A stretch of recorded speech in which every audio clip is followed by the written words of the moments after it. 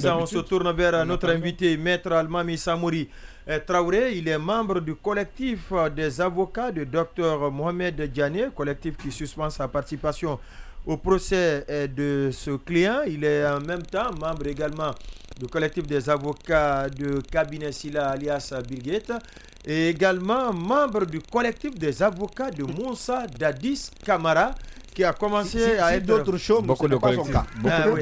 Maître Almami Samouri Traoré, bonsoir. Bonsoir. Merci d'avoir accepté notre invitation. Quand on sollicitait votre invitation, c'était pour parler de Dr Mohamed Diané et également le procès du 28 septembre. Mais cette décision de dernière minute qui vient de tomber concernant Cabinet Silla, alias Bill Gates, on a d'abord parlé de la libération ordonnée par la Cour suprême, mais on vient juste de lire tout le document. C'est plutôt la Chambre spéciale de contrôle, autrement recomposée. Dites-nous, qu'est-ce qui s'est-il passé avant qu'on en arrive à cette décision? Expliquez-nous la décision. Exactement.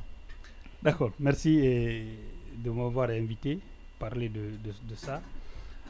Alors, en fait, si vous vous souvenez, à l'expiration du mandat de dépôt de Cabinet Silla, le 27 février 2023, la chambre d'instruction d'alors qui était en charge des enquêtes de ce dossier avait décidé de ne pas prolonger le mandat de dépôt de M. Cabinet Silla. Autrement, sa détention. Sa détention à la suite d'un débat contradictoire en présence même du parquet et aussi d'autres parties au procès. Et ce même jour-là, la Chambre avait rendu d'autres ordonnances, les ordonnances de saisie conservatoire sur ces immeubles, les véhicules également de l'entreprise, mais également les véhicules qui appartenaient également à M. Cabinet Silla.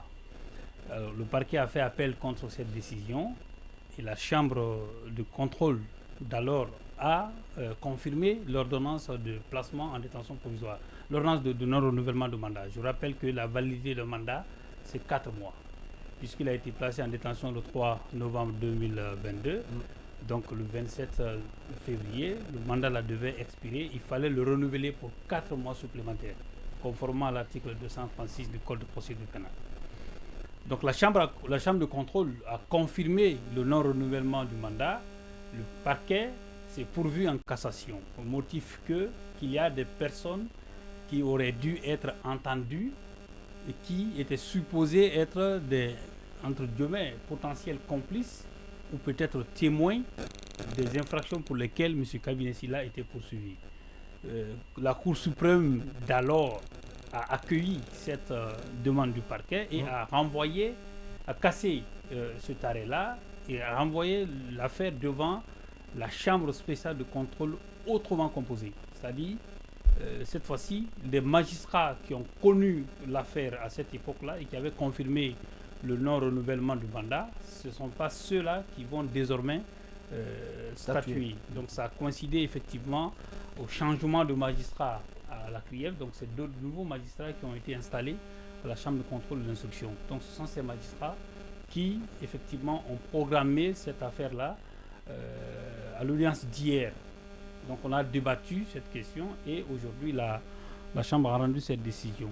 Mais avant cela, vous savez, quand la Cour suprême a rendu son arrêt le 11 juillet 2023 et à la date du 26 juillet, le dossier a été transmis par le greffe de la Cour suprême au greffe de la CRIEF.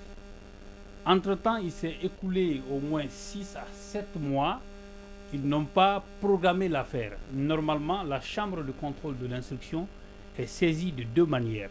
Soit sur réquisitoire de saisine du parquet, soit par arrêt de renvoi après cassation par la Cour suprême. Et dans les deux cas, la Chambre de contrôle a 10 jours en matière de détention préventive pour examiner la question.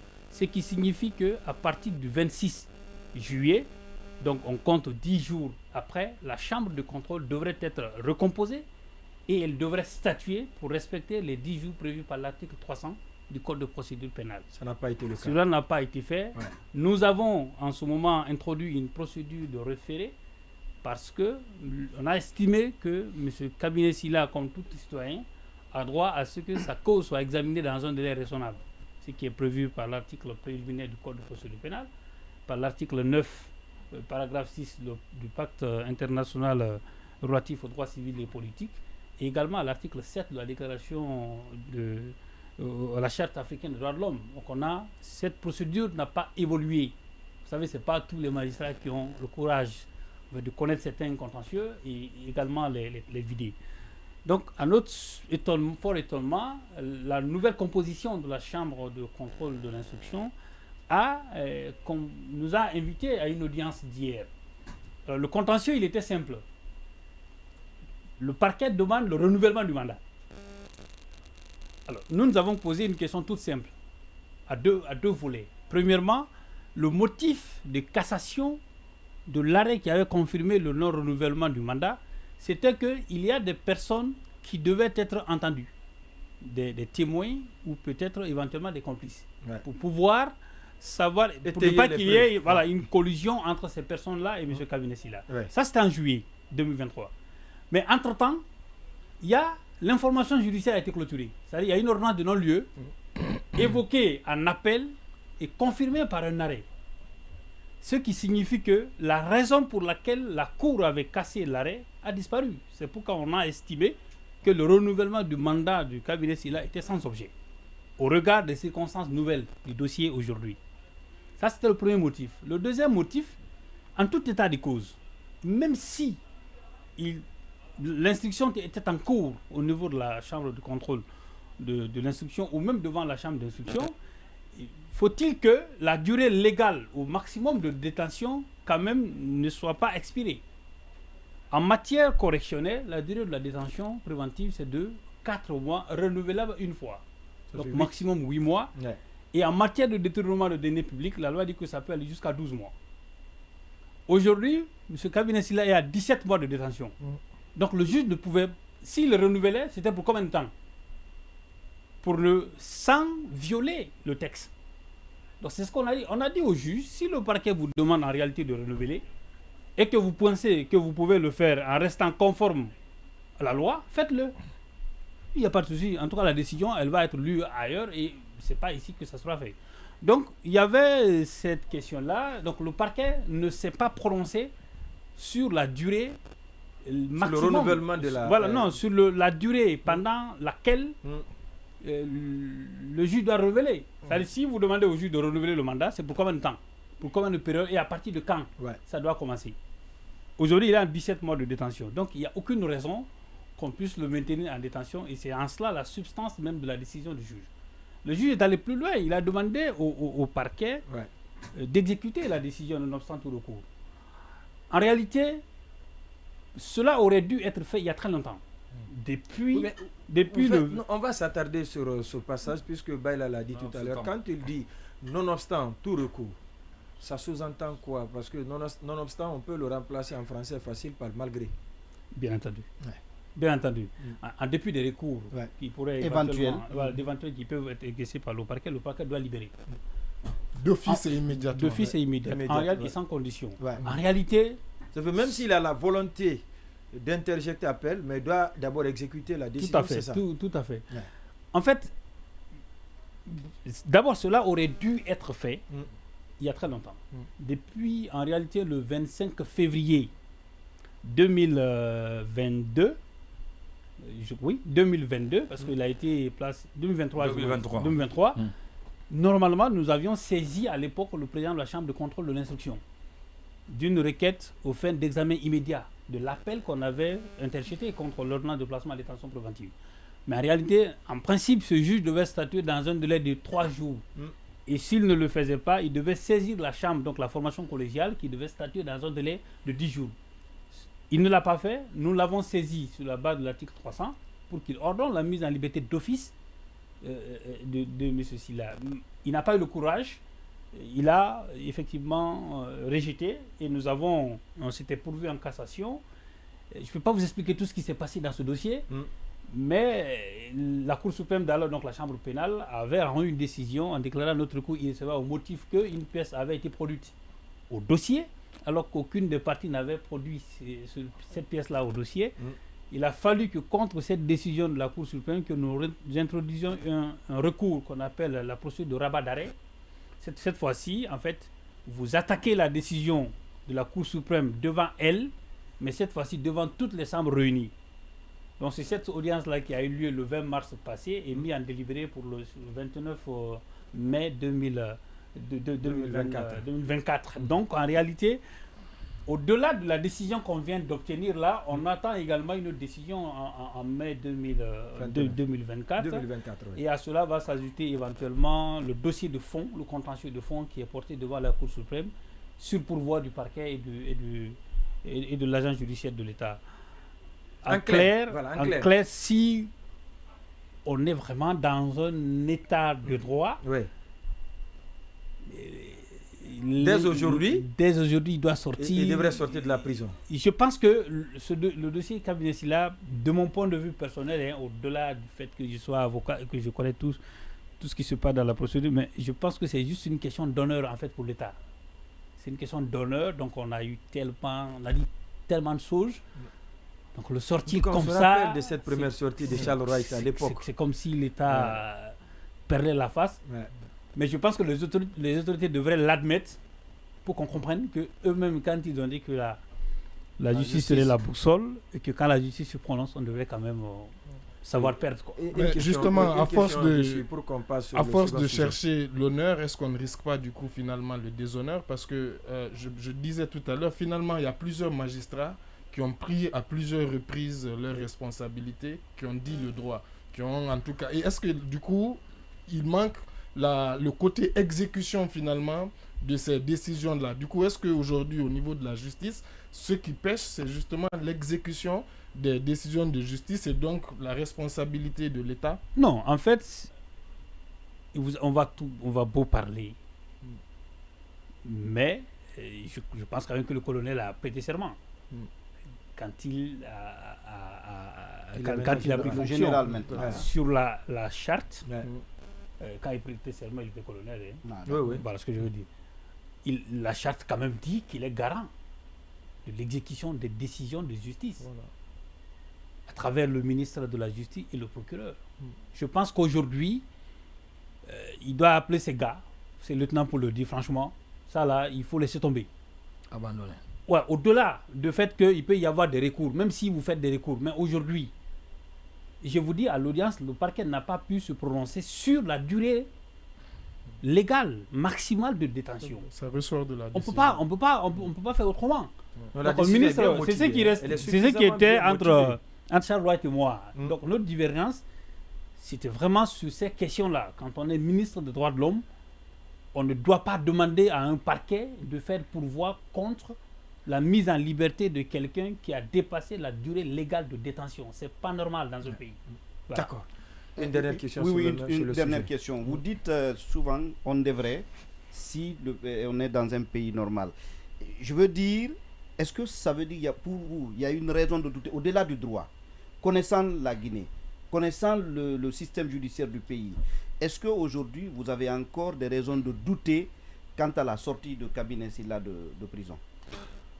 Tout à fait. Je vous le dis en toute honnêteté. D'accord. D'abord, de par la posture que le parquet a adoptée à l'audience. Et je l'ai dit, je vais répéter exactement ce que j'ai dit au juge. J'ai dit que le meilleur service que le parquet pouvait rendre à celui pour qui, ou au bénéfice de qui il maintient cabinet Silla en prison, ou la raison au profit de laquelle, parce que peut-être pour une personne qui le fait, ou peut-être pour une raison ou pour une autre qui le fait, le meilleur service, c'était de ne pas organiser le procès d'hier. C'est-à-dire, on va laisser les choses comme telles, la détention préventive va continuer comme telle, et tout le monde sait que c'est illégal, mais on le fait quand même. En réalité, ces gens-là sont des otages, en fait. Ce sont des otages politiques. Ils ont fait d'eux des prisonniers politiques. Sinon, si quelqu'un est poursuivi pour détournement de deniers publics, et qu'une juridiction créée par la junte, meublée par la junte, ces magistrats-là, aucun d'eux n'a été nommé par décret du président Alpha Condé ou d'un autre. C'est Mamadi qui les a nommés. Ça veut dire qu'ils ont eu confiance à ces magistrats-là, ils les ont désignés là. Et il y a eu remaniement, c'est-à-dire la première vague de magistrats est partie. On est devant une autre CRIEF, autrement composée, et quand même qui ont rendu la même décision. Comme ça, ils les ont gardés quand même. Donc moi je les considère comme des otages politiques. C'est pourquoi dans d'autres procédures, on a carrément quitté. Quoi. Et pourquoi vous avez quitté d'ailleurs dans le dossier Dr Mohamed Diané? Voilà un autre otage encore. En fait, moi, et comme tous les confrères, et comme tous les confrères qui étaient dans le dossier, y compris Maître Clédor Cirelli, on est arrivé à la conclusion que ça ne sert à rien d'aller plaider quoi. Pourquoi? Oui. Mais vous venez de gagner, d'avoir une autre décision. Non. Vous doutez de l'institution CRIEF dans sa globalité, ou vous doutez de certains segments de la structure comme le parquet? Non, on ne peut pas douter de l'intégralité de la juridiction. Ce n'est pas possible parce qu'il y a des magistrats qui ont rendu des décisions. Ouais. La preuve, c'est qu'on est en train de parler du cas aujourd'hui. Parce que moi, un magistrat et moi, ce qu'il nous dit, c'est aller plaider et rentrer dans mon cabinet. Ouais. Il n'y a pas d'autres contacts possibles. Ce que je veux simplement dire, les dossiers, voilà, vous savez, le dossier Bill Gates n'a jamais quitté l'instruction. C'est qu'on est toujours dans l'instruction. Diané a été renvoyé devant la juridiction de jugement. Avant ça, il a bénéficié de plusieurs décisions, tout comme Bill Gates. Chambre d'instruction, chambre de contrôle. Jamais exécuté. On est parti à la Cour suprême, qui à un moment donné a failli en fait à sa mission. Parce que normalement, la Cour suprême quand même doit corriger les insuffisances. Mais quand vous lisez les décisions rendues par les juges d'instance et en appel, et vous regardez par rapport au même dossier, la Cour suprême, il y a du mal à vous retrouver. Qu'est-ce que nous avons fait? On s'est tourné vers l'international. Donc on a saisi la Cour de justice de la CEDEAO. Je rappelle que la Guinée est signataire de ce traité-là et que l'institution même qui est cette Cour-là, il y a l'actuel, je crois, secrétaire exécutif du Conseil supérieur de la magistrature a siégé au nom de la Guinée au sein de cette juridiction en tant que juge. Donc ça veut dire que la Guinée reconnaît la compétence de la Cour de justice de la CEDEAO. Et dans la procédure qui a concerné Ghané, Kassori et Oegui Lavogui, l'État a envoyé 2 avocats pour défendre ses intérêts. Pour vous dire que c'est une procédure qui a été contradictoire et a été équitable, et l'État et nous, chacun a bénéficié d'un jugement contradictoire. À l'issue de ça, le 16 octobre 2023, la Cour rend une décision en condamnant l'État pour violation du principe de la présomption d'innocence par le fait du procureur spécial. Quand il est sorti pour dire que voilà, on les connaît tous en Guinée, on sait qui est qui avait quoi et qui a volé quoi, sans qu'un procès soit organisé. C'était les propos de Ali Touré. Au-delà, la Cour a estimé également que vous ne pouvez pas demander à quelqu'un de payer par exemple 2 milliards, 20 milliards ou 15 milliards ou voire 10 milliards de caution et vous le maintenez en détention. Ce n'est pas possible. On vous dit que si vous avez demandé à quelqu'un de payer une caution de 10 milliards, vous ne pouvez plus le maintenir en détention. Ou tout au plus, vous avez demandé à quelqu'un, vous avez saisi ses comptes bancaires. C'est bien. Et vous lui demandez de payer 20 milliards.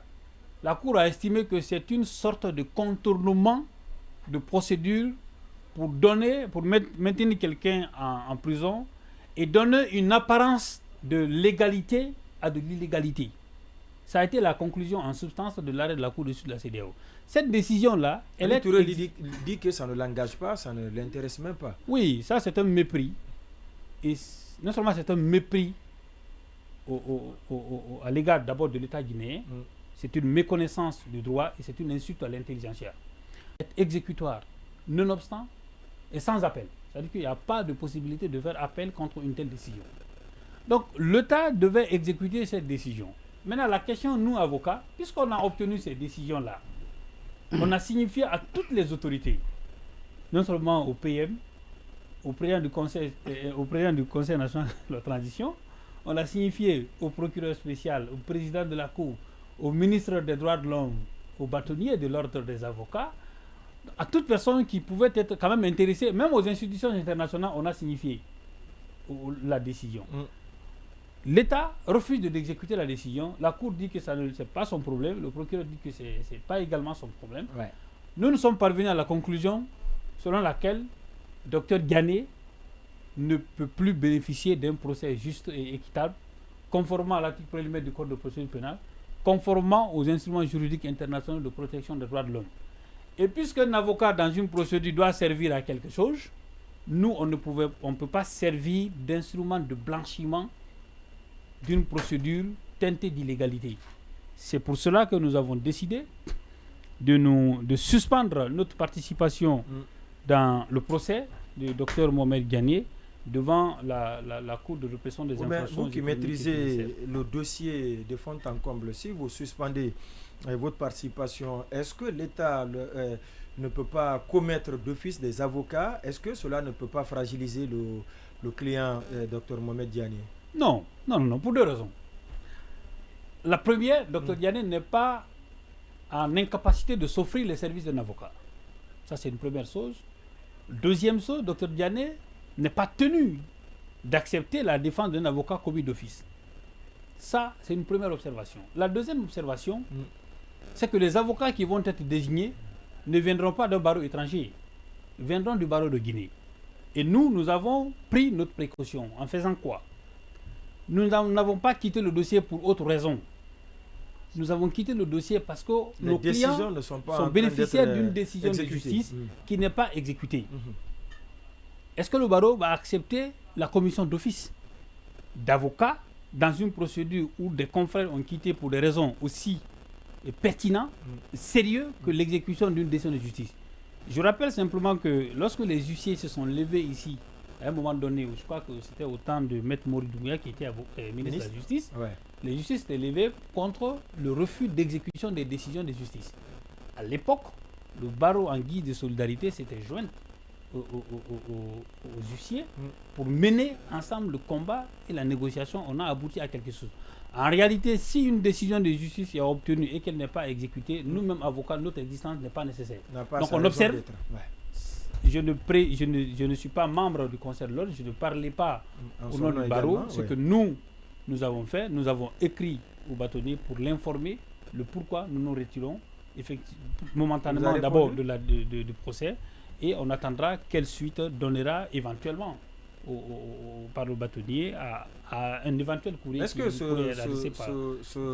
ce type de cas s'est posé et que finalement le barreau a refusé de mandater des avocats d'office pour défendre un dossier? Non. Parce que tout simplement, à ses yeux, les décisions de justice ont été prises, mais elles n'ont pas été exécutées. Non, je n'ai pas connaissance d'un tel fait. Il est arrivé que, je rappelle par exemple le procès d'Alpha Condé, que ses avocats avaient quitté et que l'État avait commis des avocats d'office. Ça, c'est arrivé. Mais le contexte, il est différent. Aujourd'hui, le monde a évolué. Il y a une responsabilité chez nous. D'autres avocats accepteraient de continuer dans une telle procédure-là, mais moi je ne le ferai pas. Parce que je ne défends pas Dr Diané pour le simple plaisir de défendre en tant qu'avocat. C'est que j'ai une crédibilité à défendre. Je ne peux pas figurer simplement dans une procédure. Quand je dois porter la robe ou écrire, passer des nuits blanches à préparer un dossier quand je viens, ça doit servir à quelque chose. Je ne dis pas forcément que je dois gagner. Mais si je gagne et que j'obtiens une décision qui est un certain type de recours, je pense quand même qu'elle doit être exécutée si nous sommes dans un état de droit. D'accord. Oui, voilà. Oui, c'est vrai. Et je sais que c'est une décision souveraine. Vous êtes totalement indépendant. Mais je voudrais savoir, est-ce que du coup vous avez consulté quand même, bien sûr, votre client et dans quel état d'esprit, on va dire, Dr Mohamed Diané, dans quel état d'esprit il a accueilli cette décision, cette stratégie et grosso modo, quel est son état d'esprit aujourd'hui? Notre client est en parfaite harmonie avec nous et ne prendra pas la parole tant que la décision n'est pas exécutée. Même si on commet des avocats dessus, il gardera le silence.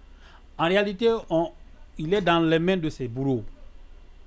C'est-à-dire que ces gens-là, quel que soit ce que vous allez sortir comme arsenal juridique ou comme argumentation, c'est qu'on ne veut pas de les libérer. Sinon, comment vous pouvez comprendre, quand vous prenez le dossier de Damaro, il est poursuivi avec combien de personnes?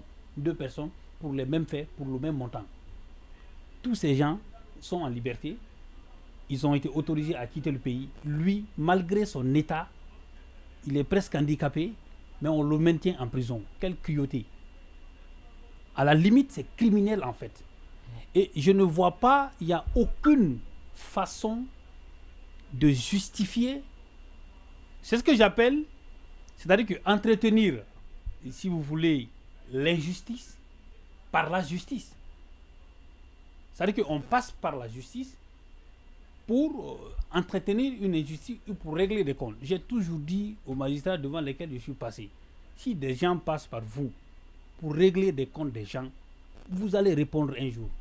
C'est-à-dire que vous n'allez pas répondre simplement, peut-être que pas ici, ou pas peut-être dans vos fonctions respectives, mais la justice divine, elle ne faillit pas. Elle est réelle? Ils répondront. Elle est réelle? Tous ces gens.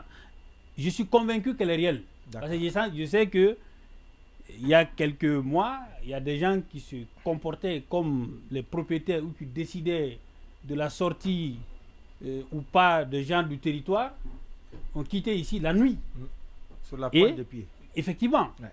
Et ne pouvaient jamais imaginer. Chabrak, par exemple. Donc moi j'estime que la justice divine, elle ne faillira pas. Tous ces gens-là vont sortir un jour de prison par la grâce de Dieu. Donc ils ne peuvent que s'en remettre à Dieu. Nous on a dit ça aux clients. On a des décisions, ils ne veulent pas les exécuter. Attendez jusqu'à ce que la justice divine vienne. Les hommes de droit ont déjà rendu leur décision. Oui, on a vu Alpha interdire, c'est le Dalen Diallo aussi, à l'époque.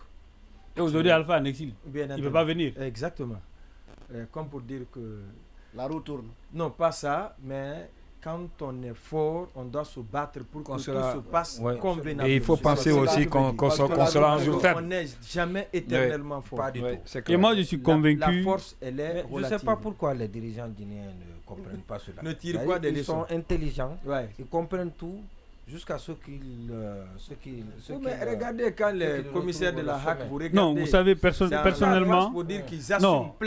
Personnellement, j'ai pitié du chef, quoi. Je vous assure, hein, moi j'ai pitié du président de la transition, entre guillemets. Pourquoi? Parce qu'un chef, quand même, il faut des gens qui puissent te dire la vérité en réalité. Je suis convaincu que lui, ou parce que connaît pas, lui ne veut pas écouter. Est-ce que ce n'est pas le cas? Je ne vais pas dire ça. Parce qu'il y a des gens qui sont capables de venir défendre ces positions-là. Je veux simplement dire qu'il y a des gens quand même qui doivent avoir le courage de venir lui dire que ça, c'est pas bon. Je suis convaincu que lui, il ne connaît pas le droit. Alors là, pas du tout. Mais il faut quand même des gens qu'il a nommés à des postes de responsabilité qui puissent venir lui dire que ça, c'est pas bon. C'est la raison pour laquelle... C'est pas faisable. Ça, c'est pas faisable. Par exemple, quand la durée de détention de quelqu'un dépasse 17 mois, vous le maintenez en détention, la procédure est en cours d'instruction, ça, c'est pas normal. Ça, tu ne peux justifier ça devant personne et qu'il te croit. C'est pourquoi, dès les premières heures, je suis le mieux placé aujourd'hui pour quand même qualifier l'état de notre justice. Parce que depuis les premières heures de cette histoire du coup d'État du 5 septembre, je suis au chevet de certaines personnes, jusque là où je suis. Je sais tout ce qui s'est passé dans la procédure. Mais je pense qu'il y a des magistrats quand même qui ont réussi à s'affranchir de la chose. Mais il y a d'autres quand même qui demeurent... Qui traînent les pas. Qui traînent les pas. Il nous reste 2 minutes avant la fin de l'émission. Vous êtes également avocat de Moussa Dadis Camara. Vous dites que les chefs ne tirent pas de leçons. Moussa Dadis Camara a été chef de la junte lui aussi. Il a été président de la transition. Aujourd'hui, la phase de la confrontation a démarré depuis hier, j'allais dire. Qu'est-ce que vous en pensez, maître? Ben, je ne pense pas grand-chose. Hein. Ah je bon? ne pense pas, oui, je ne pense pas grand-chose parce que... Mais il est en difficulté, selon des observateurs, votre client, Moussa Dadis Camara. Parce qu'il y en a même qui pensent qu'il y a un complot, ou en tout cas il y a une bonne complicité entre Marcel Toumba contre lui. Parce que tout ce que Marcel dit, Toumba acquiesce, tout ce que Toumba dit, Marcel valide. Écoutez, nous, si vous avez remarqué, la défense s'est abstenue de participer à ce qu'on a appelé entre guillemets confrontation. Ah, c'est pas confrontation. Et pour nous, pour moi, on confronte celui qui accuse et celui qui est accusé. Pour connaître la vérité. Et si vous voyez qu'on confronte des accusés, ça veut dire que la personne qui poursuit est en difficulté de preuve. Ça, il est évident dans ce procès où il n'y a pas de scellé, il n'y a rien. Des gens sont morts au stade. Hein. Il y a eu des viols et autres. Toutes les preuves qui ont été présentées, personne n'a vu quelqu'un, un des accusés l'a donné des ordres là-bas pour tirer, ainsi de suite. Peu importe. Les gens sont venus d'ailleurs pour aller tuer au stade. Dans tous les cas, ce n'est pas mon rôle. Je ne suis pas poursuivant.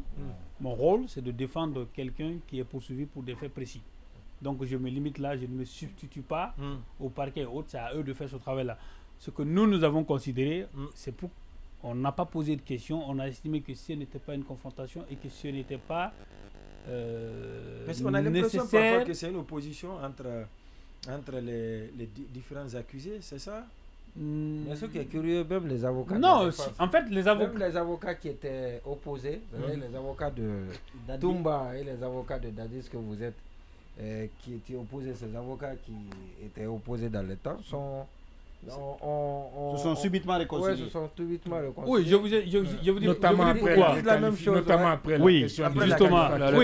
réqualification. Oui, je vous explique pourquoi. Je vous explique pourquoi. Quand vous touchez aux principes fondamentaux ou aux droits fondamentaux de la défense, quelle que soit la division ou le degré d'animosité entre accusés ou même entre avocats de la défense, l'unité, en fait, se retrouve tout de suite là. Vous êtes tous blessés à la question. C'est pas pour rien que le parquet a parlé de la réqualification des faits. C'est très simple. C'est parce que le parquet estime que si on va aux plaidoiries et réquisitions sous la barre de ce qui a déjà été discuté à la barre, le tribunal, en toute responsabilité, va acquitter le client. C'est pourquoi le parquet a retouché les manches pour aller chercher d'autres. Voilà, c'est du tout pour le tout que le parquet a fait. Nous, on a compris, c'est pourquoi on s'était opposés. D'abord, on s'est unis sur la base des principes fondamentaux et par la défense qui, en notre sens, était en passe d'être violée. Donc, on s'est réunis. Et dans tous les cas, ce qui se passe actuellement, c'est ce qui est normal. C'est comme ça la défense doit se construire. Chaque accusé doit pouvoir se défendre dans la limite de ses moyens, même s'il accuse une autre personne. Dans tous les cas, chacun se défendra. Mais nous ne serons pas... D'accord. Maître Alimami Samori Traoré, merci à vous d'être passé dans cette émission. Lamine Monument Sissé, Sans Sobari, Ndoye Cheikh Sadibou, Baïla Amadou Traoré. Merci à vous tous. Merci à la régie, à la technique.